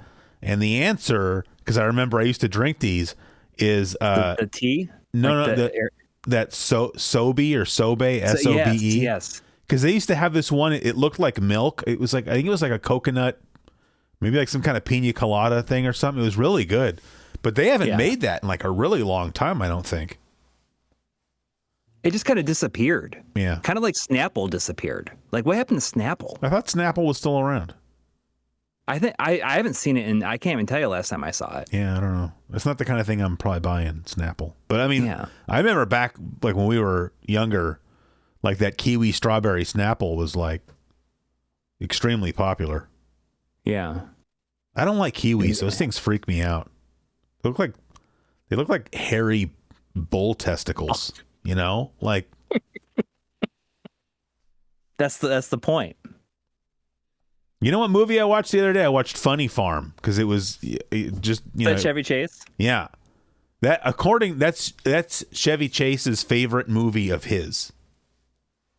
Really? Yeah, but there's that whole thing where they move up to they move up to the little town and he goes to the little restaurant there and he sets the record for eating. I forgot what they called them, but it turns out it was like sheep testicles or something. Yeah. Yeah, that's the only part of that movie I remember, and I only remember it because he just told me that. Oh, I don't know. I've seen the whole thing.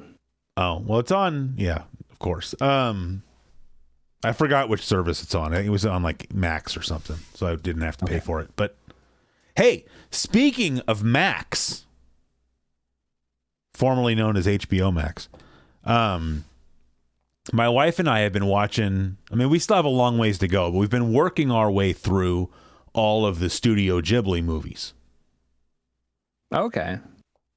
And what? Why is your reaction all weird? No, nothing. I don't know. I'm interested. You got a real attitude tonight. I just want to say that real quick. Anyway, we watched. So I don't know anything about any of them. Like the only Studio Ghibli movie I'd ever seen prior to this, sadly, is I saw Grave of the Fireflies when I was in like college. Yeah. And I didn't even know like that's like I'm not into anime. Like so I didn't know like that's Studio Ghibli. I didn't know what Studio Ghibli was. What got me to start watching the movies actually was Tim Rogers video. The Boku no Natsuyasumi video because he's talking about Totoro. Mm-hmm. Anyway, it's neither here nor there. We watched not the last one we watched, but 2 movies ago we watched Kiki's Delivery Service. Okay, and it got me thinking.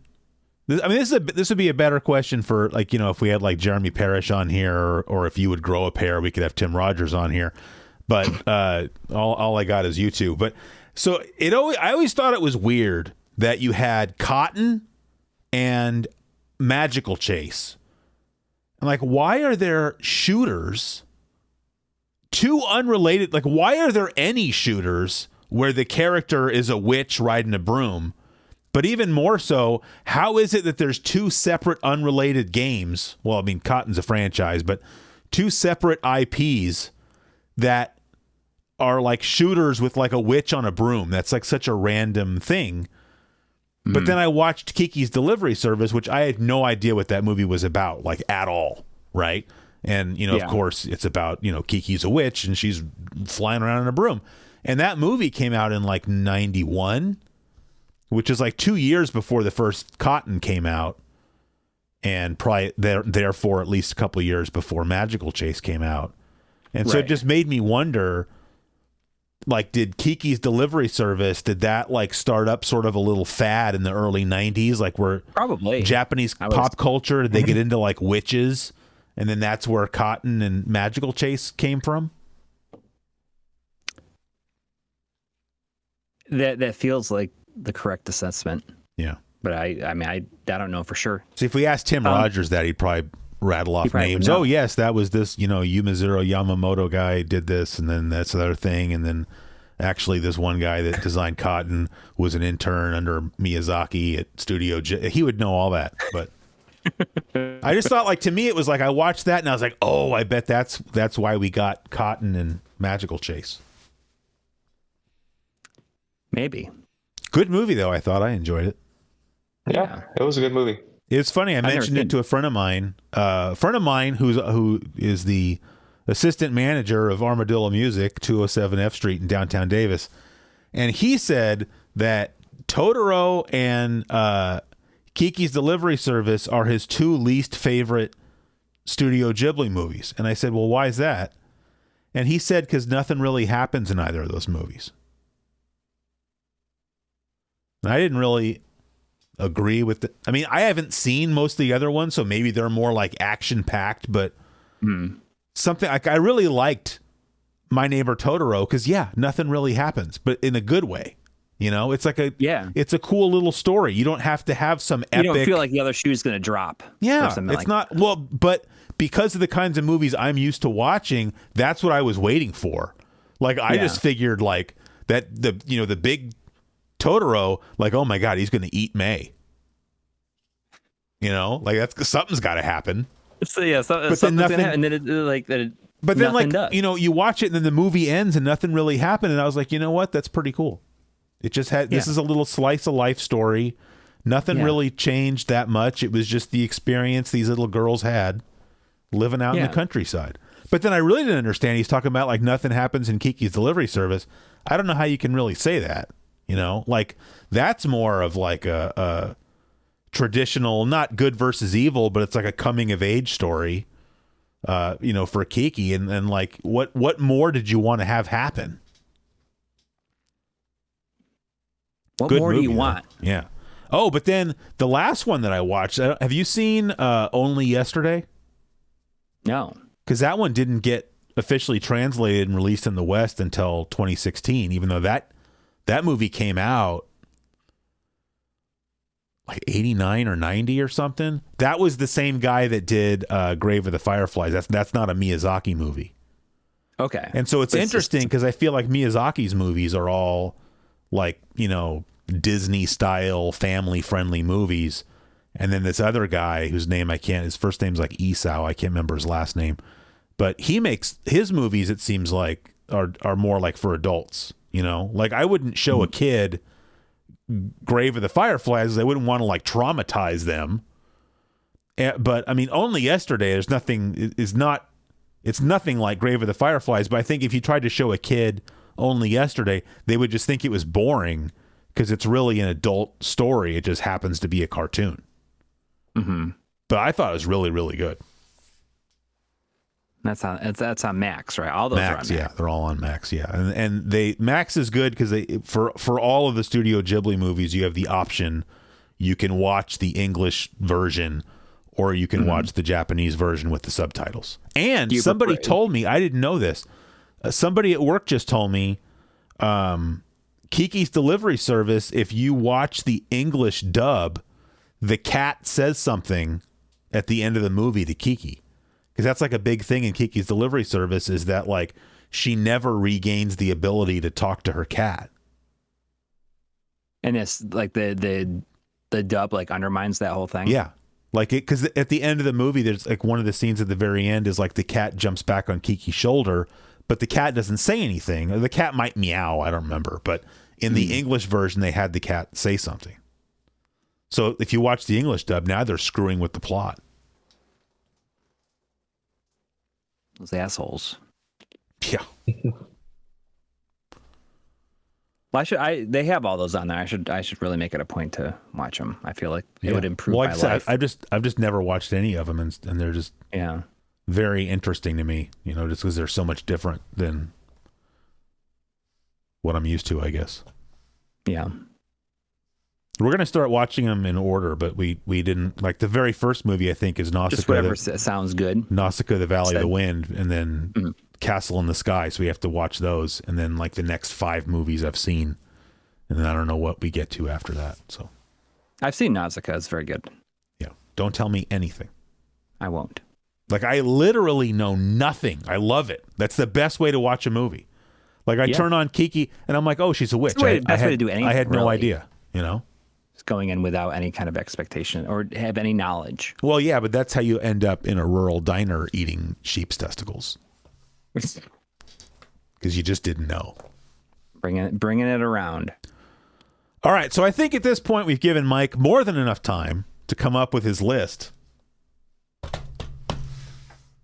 So come up with my list, the Madonna list? Yes, the Madonna list. Hit me. Well,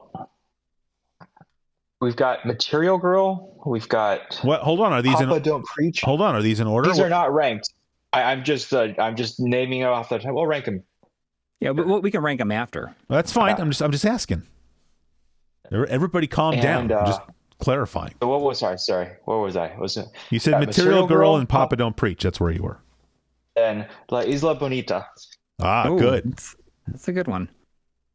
I'd say La Isla Bonita is the one I'd say probably number one for me. That's a good one, yeah. I think that's the one. And then I'd probably have to say Material Girl. Yeah. That's like it's when she has like in the music video she has like the pink dress on, right? Yeah. At the Maryland stairs. More of a gown, really. Yes, it is. Where they're recreating what was it? I forgot what the movie was, but it was the I don't remember. Papa Don't Preach had Danny Aiello in the in the video. Yep. The funny thing about Material Girl is if you listen to I didn't watch the music video until recently, and in the end it was about her actually picking the guy that didn't have any money. Oh. It's very interesting because I think that something about like being a material girl is like big with kids these days or teenagers. Because I hear my kids mentioning it, and they don't even know where it's from. How many? Okay, what did he say? He got we got Material Girl, Papa Don't Preach, La Isla. We already mentioned Like a Prayer. Yeah. Actually don't know that song, so I can't rank it. Yeah. After we're done, you should just like put it on and be like, oh, it's this song. Well, and you should listen to the Bon Jovi song there. And I guarantee you've heard them both. Living on a Prayer. Just like out. But how many? I was just thinking that he said that. Maybe, how many more does me and you, or I mean, if he has more, he can chime in too. How many more Madonna songs can we come up with? There's so many more. Who's That Girl? Hold on, I got to write them down. We got Who's That Girl already. Open Your Heart. Live to Tell. Oh, that's a good one. I feel like that might be like their best song. Wasn't that was a movie soundtrack? Wasn't that on like there was that movie Colors with Sean Penn? I think it was on that one. Something like that, yeah. I mean, I don't newer, like. I don't newer ones. You got Music and Ray of Light. Yeah, but I mean, those are ones that I don't care about.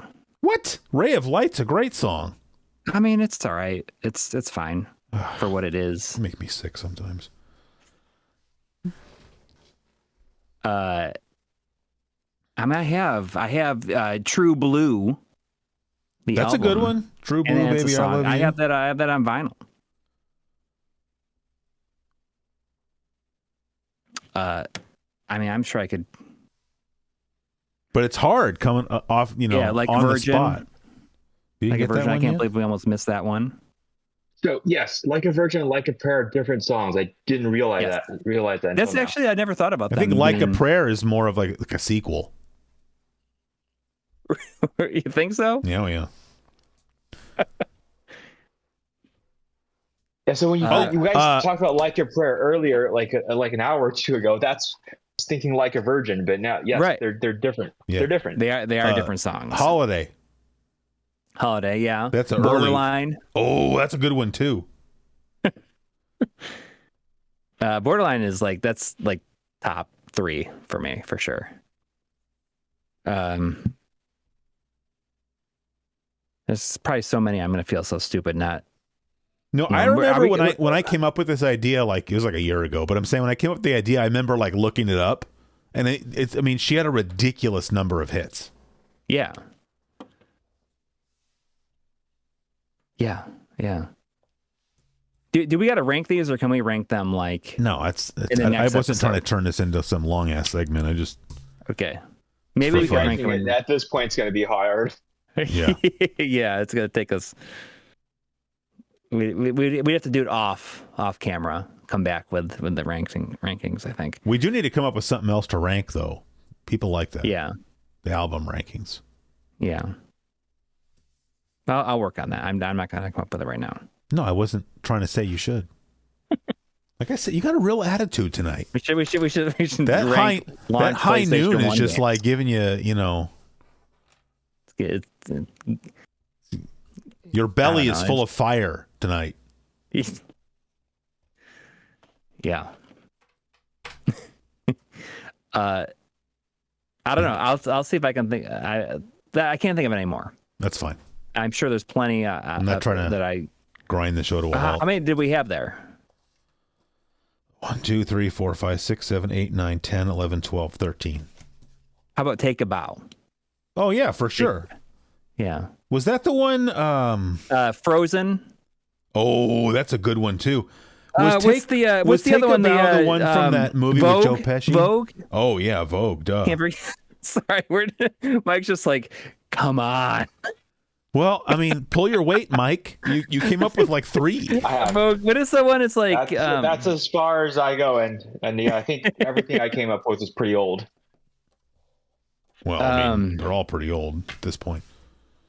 I just wanted to, I don't know. As long as we're getting over 15. We're 16 now, so it's pretty good. Okay. Yeah. I'm just digging deep for a second. I feel like we're missing more like really old ones. Probably.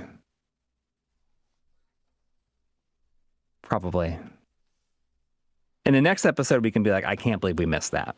We'll go back and we'll be like smacking ourselves in the head for not knowing. But I think that'll do it. I think that'll do it for this. Yeah, that's going to do it for episode 51, is what you're saying. Here's my question for you. Special thanks to our guest Mike Chi, who you can see in the latest issue of Retro Gamer. Very exciting. And on the Retro RGB channel, talking about power supplies most recently. Oh, nice. Yeah. Are you still making, Mike, do you still make like the original, like the 2X, or any variation of the 2X? Yeah. There's still the 2X, we call it the 2X Pro, that but the very old one with the plexiglass we haven't made in a long time. Oh no, I didn't mean like that exactly. I just meant just some variation of the 2X. Yeah, right. Sure. So now at this point you've got the 2X, the 5X, and the 4K. Yep. Don't you feel like you can just stop? Like you can just retire at this point? I plan on stopping. I can't make any more stuff. I think right now there's so much, like everything that's there needs so much support that there's no time to make new hardware. Yeah. Imagine just try to keep it up. Yeah. What all the stuff that 8K is going to, I mean, I think they're going to, like 8K is not really getting the kind of reception I think that they were hoping for. I mean, I can't see 8K getting the kind of market penetration, that 4K TVs have gotten. Well, we said that same thing about 4K, I think, too. Oh, I'm sure we did. But I mean, at some point, diminishing returns does come into play. Yeah. Like, you're going to, how many people that have already bought like nice 4K OLED TVs are you going to convince, like, hey, get rid of that and buy an 8K TV? You know? Yeah. As if my eyes could tell the difference. Yeah. Like, And how many years did we have standard definition TV? Like Yeah. 40. 50, 70 Yeah. years. Yeah. And like 1080p, like, I mean, I only got my first 1080p in 2008. You know, that's got it after I got married. Yeah. My first 4K TV was 2017. Yeah. Oh, my first 4K TV was about 3 weeks ago. Oh, wow. He got a 4K TV because of you. Oh, well, I'm honored. Yeah. And he's like, I can't believe how good this looks. Dude, well, because as I said before, it's not only it's my first 4K TV, it's my first OLED TV, so it's like a double whammy of beautifulness. It's nice. Yeah. Yeah. It's nice. And honestly, I can't. I mean, I just find it hard to imagine that more pixels are going to make a difference at this point. I think That's what I'm saying. I really think it's more about lighting, light output, contrast. Yeah. Yep. I mean, do you ever feel like are you ever afraid that like when new TVs are coming out that like certain features on the Tank 4K won't work with it? Like, oh, now I got to figure this out. You know, like I would say so. Yeah. You know, I would actually extend that to just say I'm always afraid at what X TV will behave with the device because there's just so much stupid shit out there that TV makers. It's not even so much about like, oh, a new TV might come and break something. It's like someone's going to use it with the TV that's already out there, and it's going to break. That happens all the time. Yeah, and it's just like, so like, who knows? Like, some of these like companies are selling like the cheapest generic ones, like Element and stuff like that. You know, like what is it, like Westinghouse and stuff like that. Like, But I mean, that's crazy because that's just an example of somebody just bought the Westinghouse name. Like, yeah, you know, I mean, that used to be a manufacturer of high quality home appliances. But then there's examples where there's versions of like popular TVs, but they have like a Black Friday special on it, and they like remove ports from those specific versions of the TV. Yep. Yeah. But still like market them as the same thing. Yeah. But it's like, oh, it's like missing all these things from it. Yeah. That's, you know, modern capitalism for you. Yep. It's enough to just make you want to quit. You know, just be like, oh, just I can't spend so much time just thinking about all these like logistics. You know? Yeah. But all right. anyways, Mike, thank you for hanging out. Thank you guys for having. Yeah, for sure. Thank you for having me on here. Yeah. It's just like being dropped into the middle of a conversation. That's what we always say.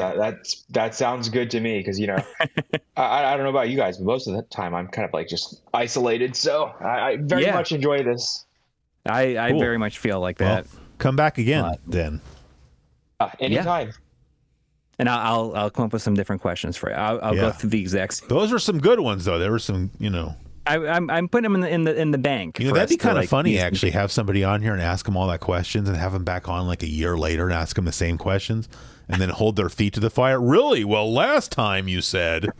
Do you need a minute to get your story straight? Like, please continue. Yeah. Anyways. Yeah.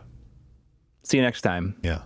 Or hear you next time. Yeah. Have a good week is what you like to say to people. Oh, yeah. Have a good week. Although now at the rate we're going, it's more like have a good, what is it, like a fortnight? What's 2 weeks? I don't know. Isn't that a score? Wasn't that 7 years ago? Isn't that 8 weeks? 4 score? I don't know. Whatever. Screw it. Yep.